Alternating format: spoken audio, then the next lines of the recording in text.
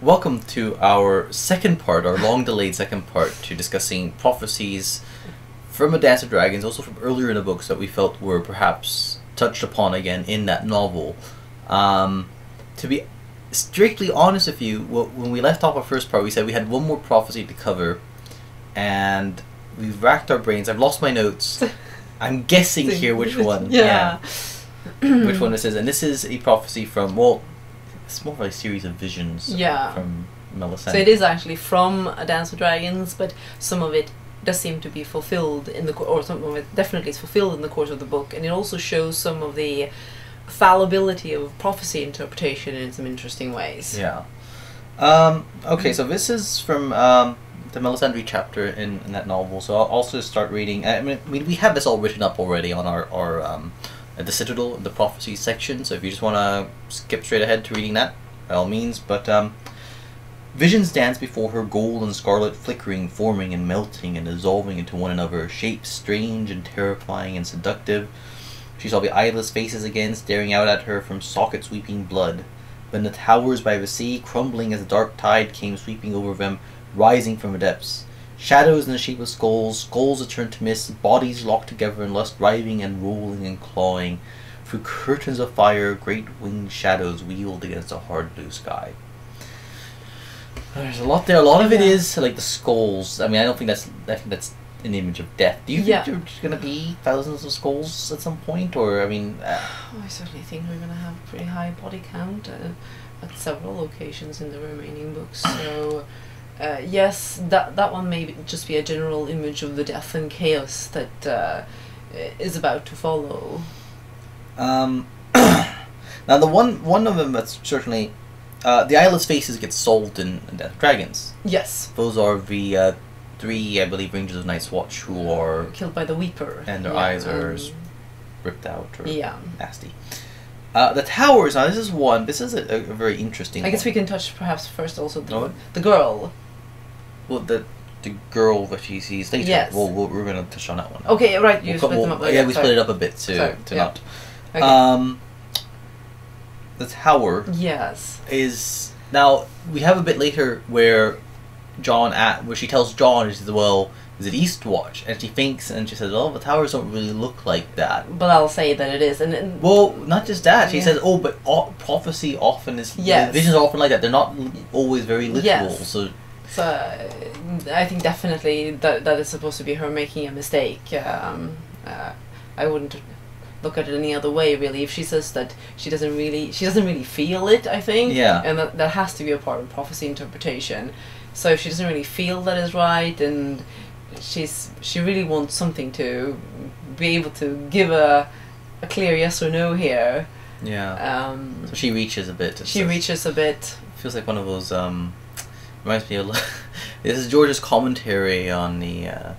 I suppose before the invasion of Iraq, with the whole thing with the analysts were being pushed to give firm answers and they weren't able to give them, and we know where that went. Yes, I think this is Melisandre trying to give her firm answer to Jon that he wants. She knows he wants an answer, and she gives it. But now the question is, what is it then? If it's not those towers, this is. I mean, there's some like.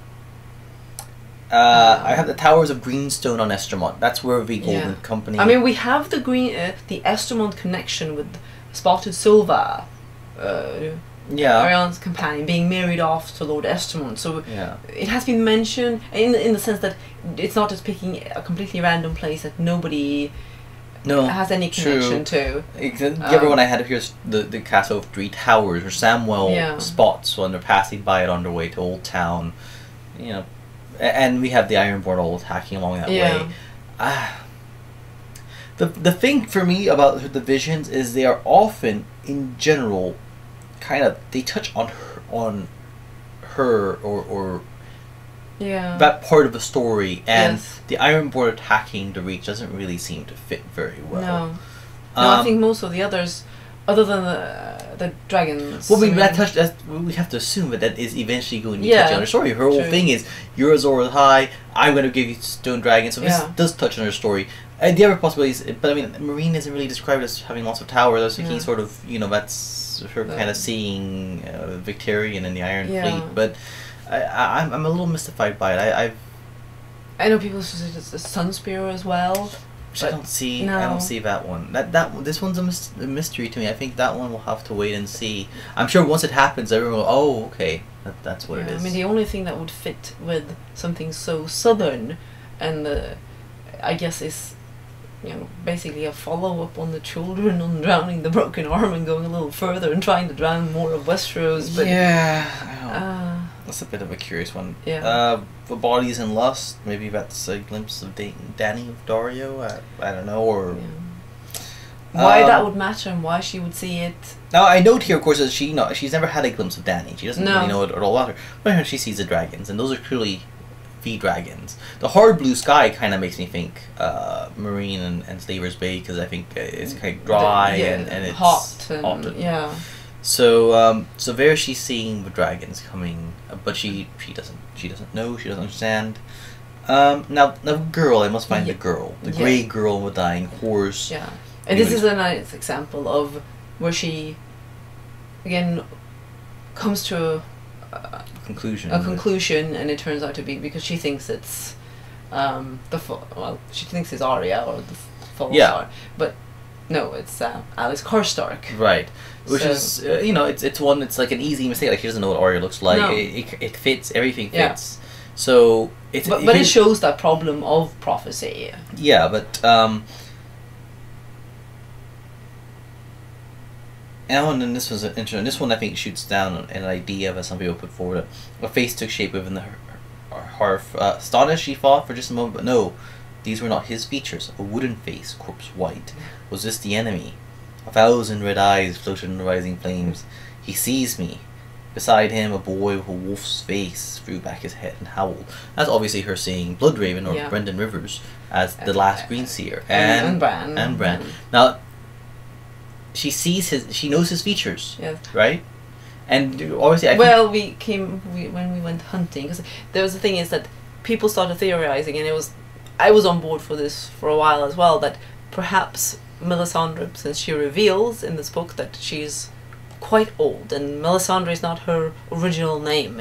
She may perhaps be from Westeros. Yes. I think some people before me from beyond the wall. Yes, but somebody taken as a slave or something. Yeah. I mean, the red hair, yes, she could be a wildling perhaps, because by fire she does seem to sort of have an interest in them, and that perhaps she was Shira Seastar, Bloodraven's lover. And half-sister. And it would have been an half-sister as well, of course, being Targaryen, both of them, but it would have been an interesting sort of a parallel there, that they've now ended up apparently on different sides of the battle. Not that Bloodraven is serving the Great Other or anything, but she thinks that he might be the enemy. Yeah. And but when we went through her sections more carefully, it was clear that Melanie, the girl who's being sold as a slave, is being sold as a young girl. Yes, that's true. So there was pretty clear. Yes. Yeah. So it's not Shira Caesar, but I mean, she sees him and she kind of thinks, "Is that the enemy?" So she kind of thinks. I mean, by the enemy, does she mean the Great Other, or does she mean her opposite? I think she means her opposite in service of the Great Other. Yes. Yeah. So that's an interesting one. And then Snowflake's world. Actually, I think maybe the fact that she sees him, and then if she sees a glimpse of Dany, maybe this series of visions, very much about her seeing the different factions, the different players in this end game. Yeah, because I mean, the next one is sort of the snowflakes, and she's seeing flaming arrows arcing above a wooden wall, dead things shambling silent through the cold beneath a great grey cliff where fires burned inside 100 caves. And the wind rose and the mist came sweeping in, impossibly cold, and one by one the fires went out. Afterward only the skulls remained. Death, thought Melisandre, the skulls are death. So she kind of... this is really Hardhome. Yeah. This is the caverns there. This is where Mother Mole took a large portion of the wildlings after Mance was captured and defeated. And something's happening there. Jon and it's not good. There's dead things in the water. Dead things in the water. There's a desperate situation. Yeah, it's got very horrible. Slavers came by from the east.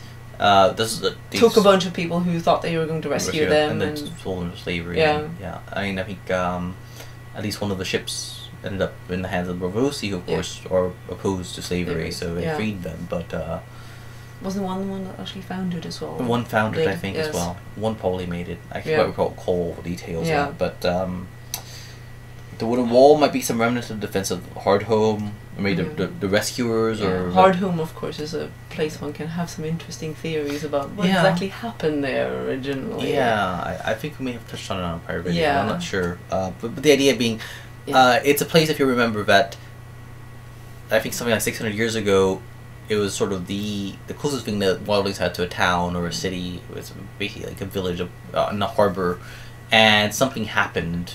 It allegedly, you could see the flames and the ashes fell on the wall from its burning. It lasted 2 weeks or something, and it's just completely destroyed. And some people have said, well, maybe it was a dry run by the faceless men on destroying Valyria.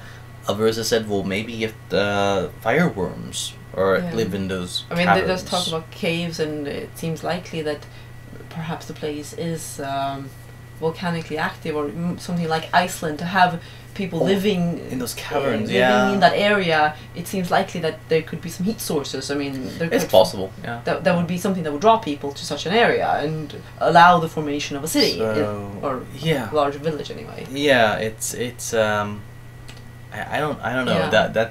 I think volcanically active. So then we have this one where the flames crackled softly, and in their crackling she heard the whispered name Jon Snow. His long face floated before her, limbs in tongues of red and orange, appearing and disappearing in a shadow half seen behind a fluttering curtain.